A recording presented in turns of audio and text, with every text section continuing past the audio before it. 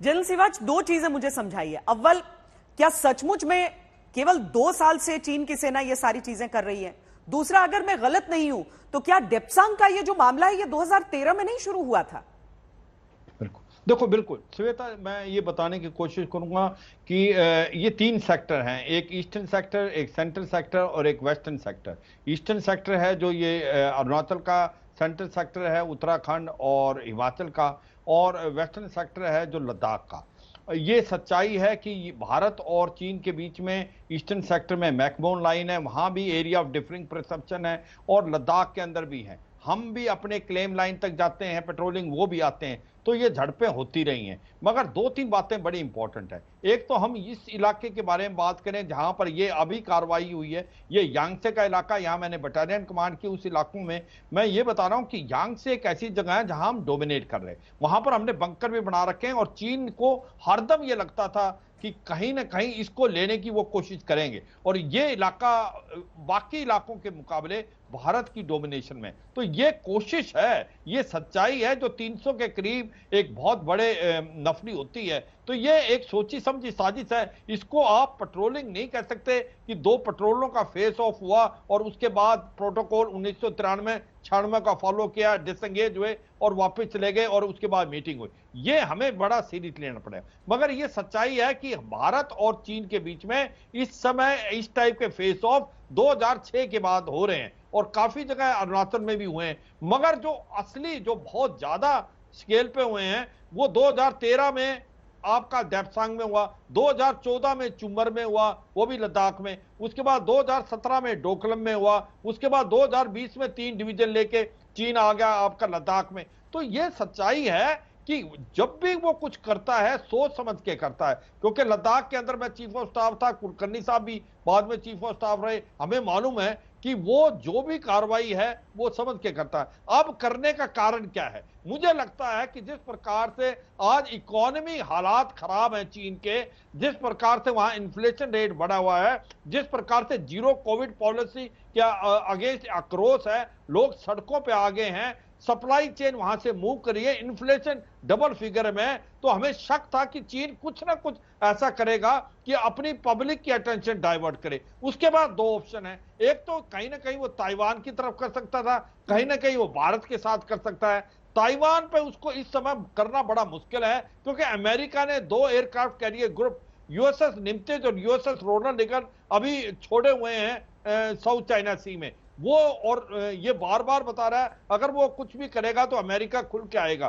तो मुझे लगता है ये लद्दाख का हमें पहले भी पता था, लद्दाख से अरुणाचल प्रदेश चीन कोई ना कोई हरकत करेगा, और वो चाहेगा कि इस इलाके में एक तो वो अपनी पब्लिक की अटेंशन डाइवर्ट करे, दूसरा भारत की एक प्रकार प्रेशर में डाले, तीसरा भारत का एक प्रकार से रिएक्शन देखे। मगर ये सच्चाई है, ये काबिल तारीफ है कि जब 9 दिसंबर को चीन की ये 300 के करीब एक बहुत बड़ी पेट्रोल नहीं कहूंगा, एक बटालियन स्ट्रेंथ आने की कोशिश की, तो भारत के जो जवान थे बिल्कुल अलर्ट थे और उन्होंने उसको नहीं आने दिया।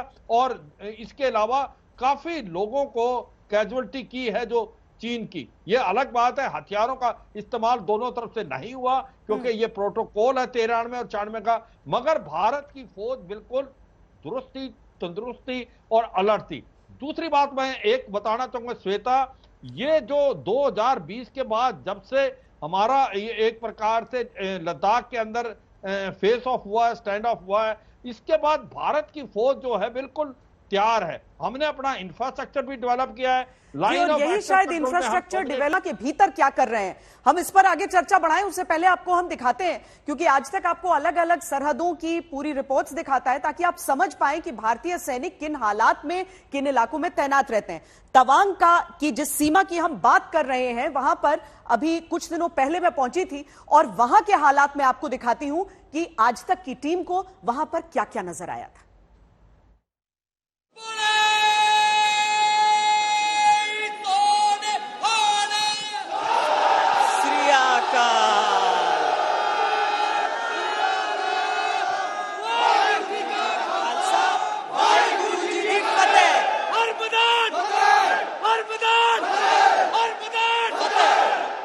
हर मैदान फतेह करने वाले अब ये सिख ट्रूप्स हमारे साथ आ गए हैं। लोगों को रिहर्सल की भी जरूरत होती है? जी हाँ मैम, थोड़ी रिहर्सल होती है, ड्यूटी से टाइम निकाल के रिहर्सल कर। कितना टाइम निकालते हैं?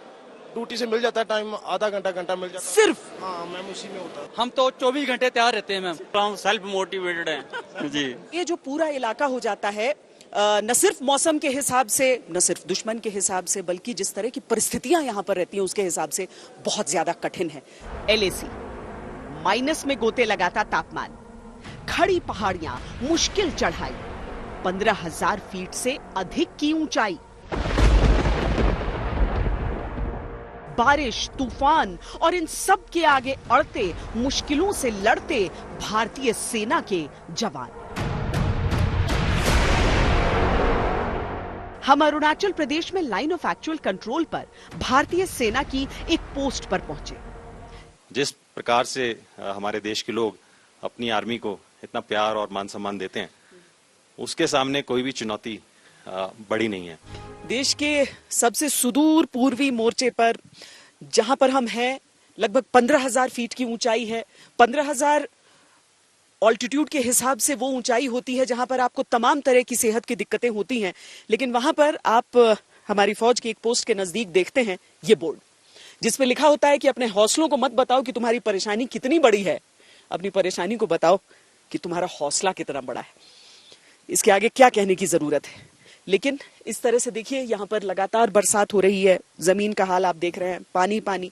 और इसमें अगर आप एक ऐसी ड्यूटी पर तैनात है कि आप मेरी तरह से यूं छाता लेकर नहीं आ सकते हैं, तो परेशानियां कितनी होती हैं। बहुत परेशानियां रहती हैं यहाँ पर। हाँ मैम, परेशानी तो होती है। यहाँ पे हाई एल्टीट्यूड इलाका होने के कारण यहाँ पे ठंड की बहुत मार है। ठंड से बचने के लिए हमें गर्म क्लोथिंग दी जाती है, जैसे कि हमारे पास स्पेशल कोट दिए गए हैं। बारिश तेज हो रही थी, चोटियों पर फिसलन थी, चुभती हवाओं के बीच ठंड भी बढ़ रही थी और ऐसे समय में सतर्कता ज्यादा आवश्यक थी। ये पूरा इलाका अगर आप देखें तो इसी तरह की संरचना आपको यहाँ की दिख जाएगी। और ऐसे में मौसम, ऊंचाई, सबसे जूझते हुए अपनी जो ड्यूटी है वो निभाते हुए सैनिक सब, ये पेट्रोलिंग जो आप लोगों की चल रही है, मकसद क्या होता है? इसका मकसद है, हम अपने जवाबदारी के इलाके में जो है ऑब्जर्वेशन कर रहे हैं और रेकी कर रहे हैं। और इससे कोई फर्क नहीं पड़ता है कि मौसम कैसा है कि अभी चलो थोड़ी देर बाद निकल लें? जी नहीं, बिल्कुल भी नहीं। ये देश सेवा सर्वोपरि है हमारे लिए, तो मौसम का कोई हम पे फर्क नहीं पड़ता। और वैसे भी इस टेरेन में हम ढल चुके हैं। तेज बारिश यहाँ पर हो रही है, बल्कि आपको बताएं तो आप वो तस्वीरें ही देखकर समझ जाएंगे कि जैसे पूरा का पूरा एक बादल का टुकड़ा घुस आया हो इसमें, और उसके बीच में आप आगे बढ़ रहे हैं। सब ये जो बैग्स आप लोग लेकर चलते हैं, इसमें क्या चीजें होती हैं और क्यों ये जरूरी है कि आप लोग कैरी करें इसको? मैम देखिए, हम ऐसे हालातों में पेट्रोलिंग कर रहे हैं, तो ये ज़रूरी है कि हमारे पास इमरजेंसी राशन रहे, ताकि अगर ख़राब वेदर हुआ तो हमारे पास 72 आवर्स का राशन रहता है। उसके साथ पानी रहता है, हमारे पर्सनल इक्विपमेंट रहते हैं और वेपन रहते हैं। अच्छा, और क्या वजन होगा आपके बैग का? इसका मैम तकरीबन 15 से 16 किलो। हमेशा आप इसको अगर पेट्रोलिंग के लिए निकलें तो लेकर चलते ही हैं? हाँ जी मैम, ये बहुत ज़रूरी है।